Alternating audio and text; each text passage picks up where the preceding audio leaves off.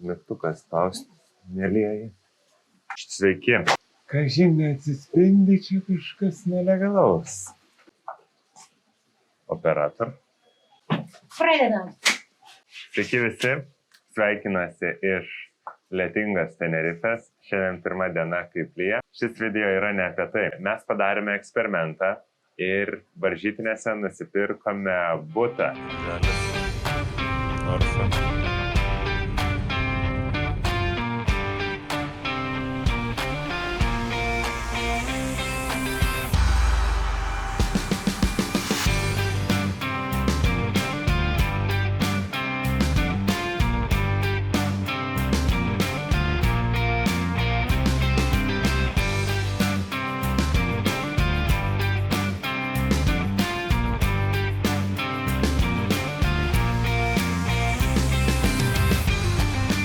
Startinė kaina jo buvo gal 21 000 ar 24 ir mes nusprendėme pabandyti padaryti tokį kaip ir testą, paimti butą, jį suremontuoti ir paleisti ilgalaikį nuomai ar net trumpalaikį.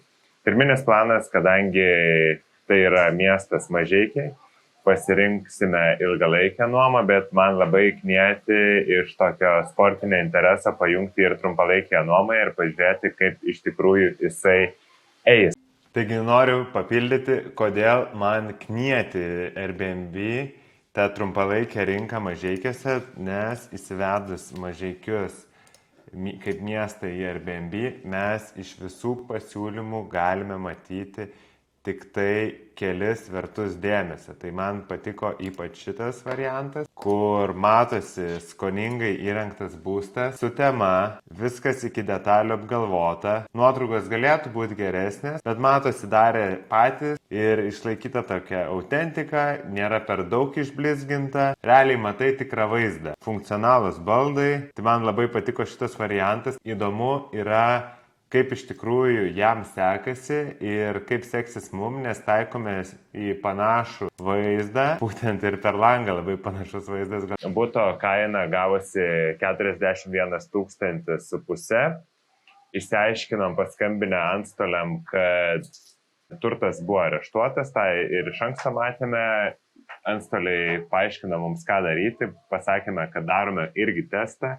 Galbūt net reportažas išeis iš to, tai va štai jūs ir dabar jį žiūrite. Mes net nevykome į tą butą prieš jį perkant, nematėme, nuotraukų irgi nebuvo.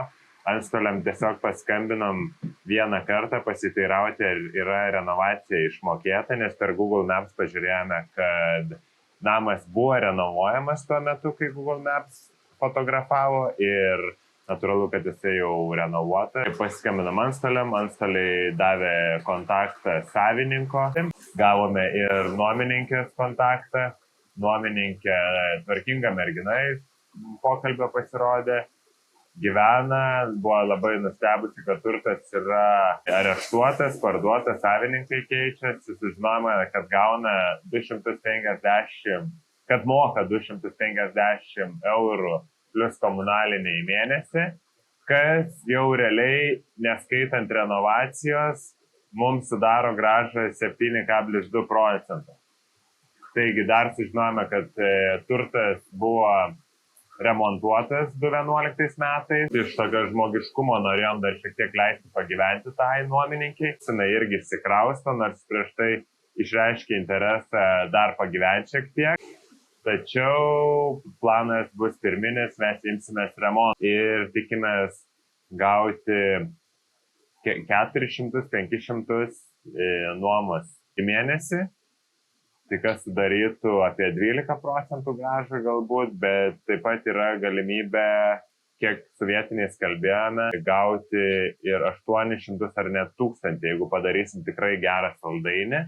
Kadangi pavasarį Mažeikių nafta vyksta renovacijos ar kažkas tokio, tai mes galėsime pasiūlyti atnaujintą būstą vadovams ar dar kam reikia pusę metų ar metą. Atvykome į butą pirmą kartą ir jau yra pradėti remonto darbai. Pirmą reikia viską išsivalyti, kas yra. Buvę savininkai mums padarė paslaugą ir išsinešė praktiškai viską, ne dušo kabina ir taip toliau. Pliusas yra tas, kad mums nereiks iš čia gabenti, mažiau darbo yra.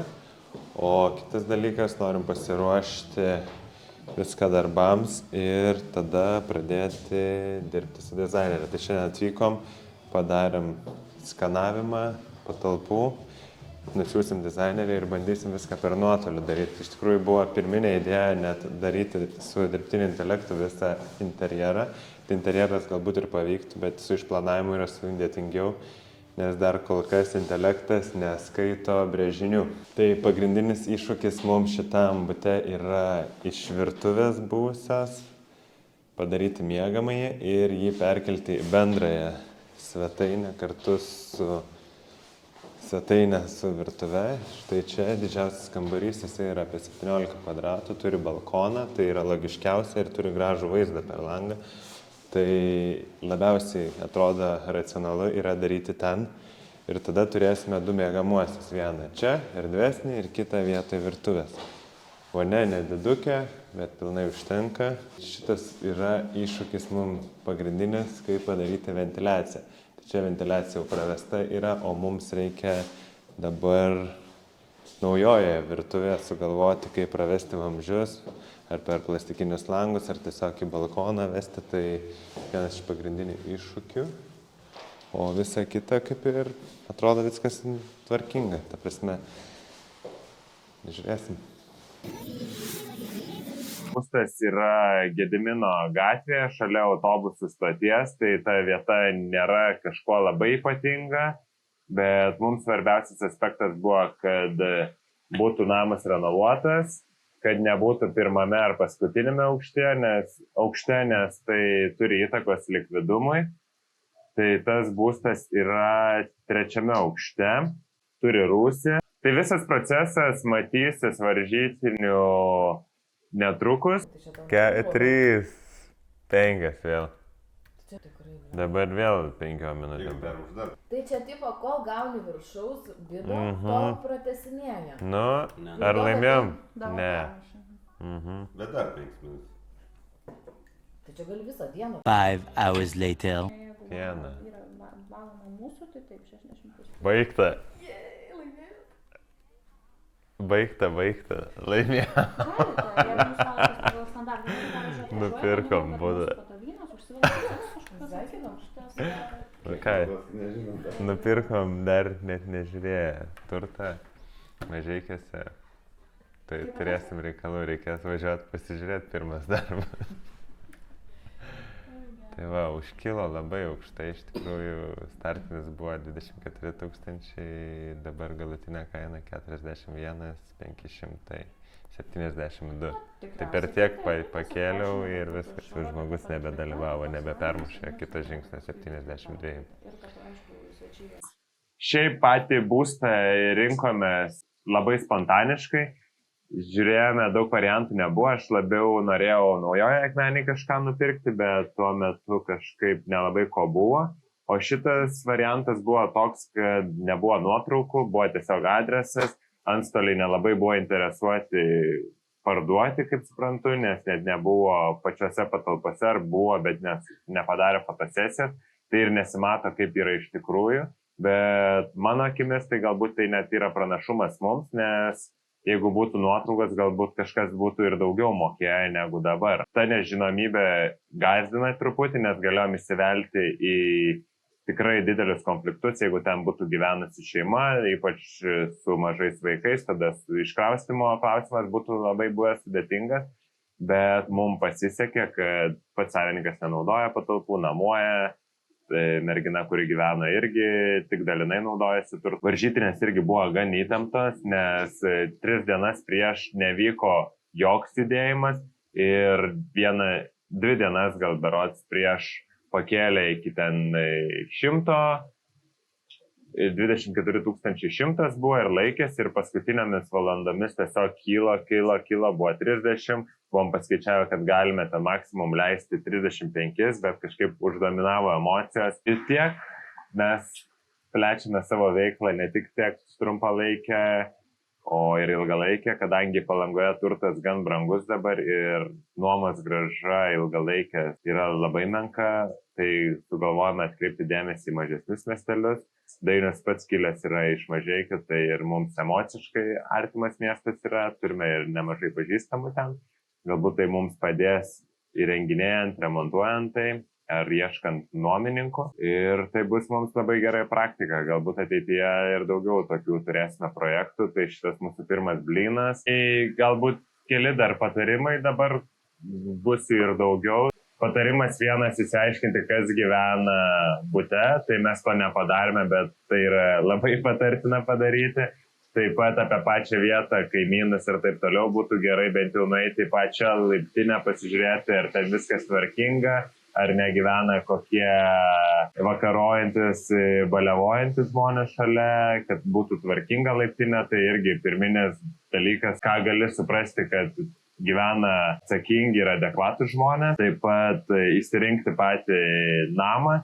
Tai mūsų kriterijus tai buvo, kad būtų namas renovuotas, tai irgi persižiūrėkite, nes jeigu bus namas nerenovuotas, tai ateityje jį parduoti bus sunkiau. Taip pat gera praktika yra šiek tiek nusimatyti sumą galutinį, kurios gali leisti turtą pirkti ir šiek tiek užsidėti ribas, nes mūsų praktika parodė, kad ir mes buvom užsimatę maksimum 35 tūkstančius, bet kadangi galėjome sau leisti ir daugiau, tai nusipirkome daugiau. Tiesiog norėjom ne tik, kad išspausti maksimumą grąžos iš to, bet tiesiog, kad pradėti daryti projektą, nes mums darbų eigoje, dabar ne sezono metu, galime sau leisti daryti tokius projektus. Ir laikas mums buvo svarbus, už kurį tikriausiai ir sumokėjome. Galėjome laukti, ar ten vasarą, kai darbų turime pilną, įsigyti kažką. Tai tiek ir pasižiūrėti, kiek pats būstas nuomojamas. Ir tarkim miestą renkantis, nebūtinai Mažeikius ar ten mažą miestelį, yra svarbu žiūrėti į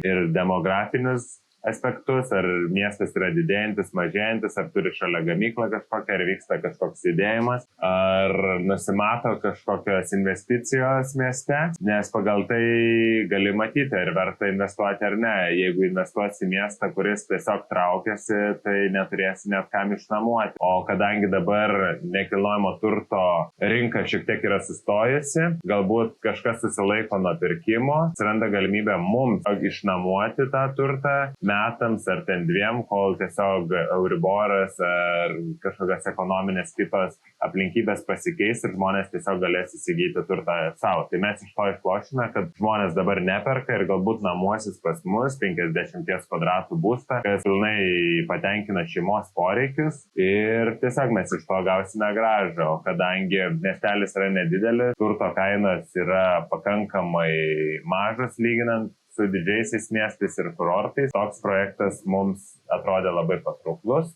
Tai tiek šiam kartui ir pamatysite visą procesą, kaip kas vyksta greitu metu. GoHost.lt